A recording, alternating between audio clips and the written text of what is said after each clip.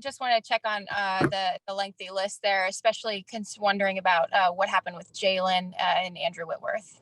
Yeah, we're just giving those guys rest, Jordan. It's kind of like what you said. So nobody's status for the game is affected. I don't have the injury report, but those guys, the Jalen's, the Whitworths, the Van Jeffersons, Cam Akers, that's all just using the extra week of preparation just to give them rest. Those guys they'll be ready to roll next week. Thanks, Sean. You're welcome. Steve.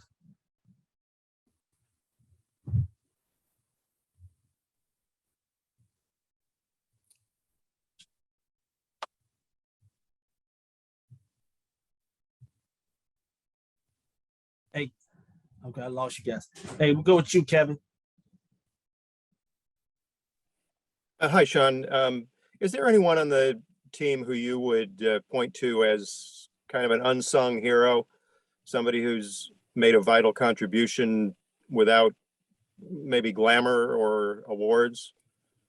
Well, I mean, I think there's a lot of guys that would absolutely be candidates, whether it's guys that have stepped up to fill voids and vacancies by some guys that are starters. A guy that comes to mind that's played really good football that probably hasn't gotten the recognition that he deserves, who I thought was outstanding last week, was Sean Robinson. I think he's been great.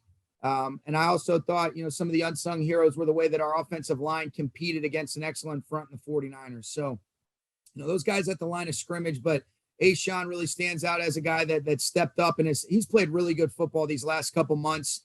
And then I was really pleased and proud of the way that the offensive line competed against an excellent front from the 49ers. Thank you. You're welcome.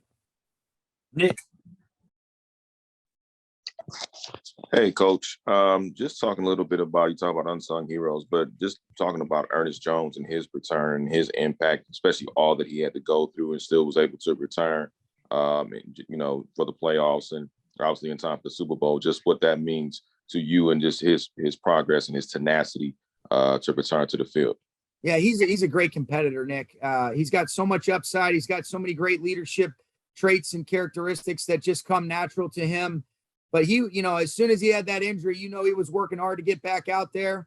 I've loved the way really that inside linebackers group as a whole has played. I think Troy Reeder's been great. We've talked about T. Howard a lot, but being able to get Ernest back in the mix, I was really pleased. He did a nice job. He brings a physical presence, great range, good concept, trigger, and instincts. And looking forward to him really building on that performance that he had against the Niners.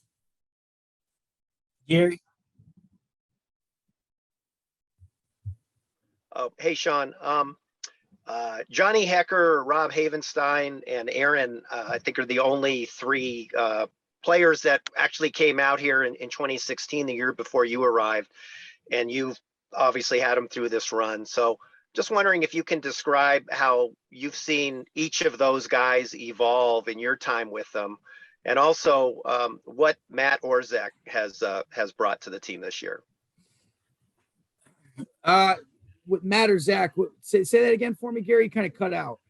Oh, well, I just wanted you to kind of assess how Rob Havenstein, Johnny Hecker, and Aaron Donald have kind of evolved, with your time with them as kind of those original guys that were part of the Rams.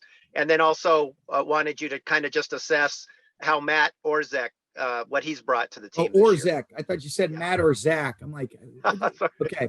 Orzech, I'll start with Orzech and then I'll answer your original question. He's done a great job. He came in, he was in competition for the long snap position. Jake McQuaid had done such a great job establishing himself as a big time, contributor and leader of the special teams unit. And then for Orzech to come in and do what he's done, been really impressed. He's got a lot of upside, great accuracy. He does a nice job in protection as well, but the rapport that he has with both Johnny and Matt, I think is vital to the success of both our field goal operation and our punt operation. So been really pleased with him. You can tell that, the teammates really like him and he's only gotten better as he's accumulated experience throughout the year. So we're really pleased with him. As far as those three guys that you're talking about, Rob Havenstein is a guy that I've really loved watching his growth and maturation as a big time player. I can remember the first spring that we came here, we actually had him playing guard position.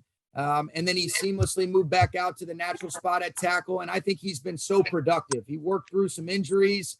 going back to the 19th season, but he's really become a leader of that group. I think, obviously Andrew does such a great job with the offensive line, but Rob has really asserted himself as a great leader for that operation and for the offensive line. And I thought that was really apparent last year when Whitworth was down for a handful of weeks with the knee injury that he sustained against Seattle going back to the 20 season. So Rob's been great. Johnny Hecker, he was really a great leader from the time that I got here. The teams, special teams had really been relying on him. He was one of the premier players at his position in the league, and he's got such a great way about himself. So like anything else, somebody that's intentional about doing things the right way, perfecting their craft, but also making a positive impact on their teammates. That's Johnny Hecker. And I came into a situation where he was a great player, great leader, and I've just seen him grow since then. And then Aaron Donald, very similar in terms of the resume, the body of work that he already had, but watching him take it to the next level. I can remember, that Aaron was a really important factor because part of the interview process entailed me meeting Aaron and him being like, all right, I guess this little guy can maybe be a head coach for us. But he's been an outstanding competitor. He is one of one. I've loved every second of getting to know him. And really, I think over the last couple of weeks, we've really talked about this. You guys have asked a lot of questions. I think he's elevated his leadership. He's elevated his game, and the greats make everybody around them better. And that's what Aaron has done ever since I got here, and been so fortunate for him. Duarte? Higby was here too, but Sean, I know the LA coaching community is such a close-knit group. Dave Roberts said he reached out to you after you guys won the NFC Championship game. I wonder if Coach Frank Vogel of the Lakers or any other coaches here in LA or, even in the NFL have reached out to you and what they said to you. Yeah, it's a pretty special thing, Michael. I would say one of the most unique things and one of the things that I've really enjoyed is, getting an opportunity to meet other special leaders and that connection that you're able to establish. Dave Roberts and I got a chance to meet him going back to when I first got here, and I just have tremendous respect for the way that he leads. John Gordon, who's an author and writes a bunch of great books, he actually kind of connected us too. We have very similar philosophies, but he's been a huge influence on me, and I've really stayed in great contact with him. And I've really been a big fan of the Dodgers, starting because, you're living in LA, but also because of Dave Roberts. And so we have kept in touch, got to have a great relationship with Doc Rivers. He and I still really keep in great touch.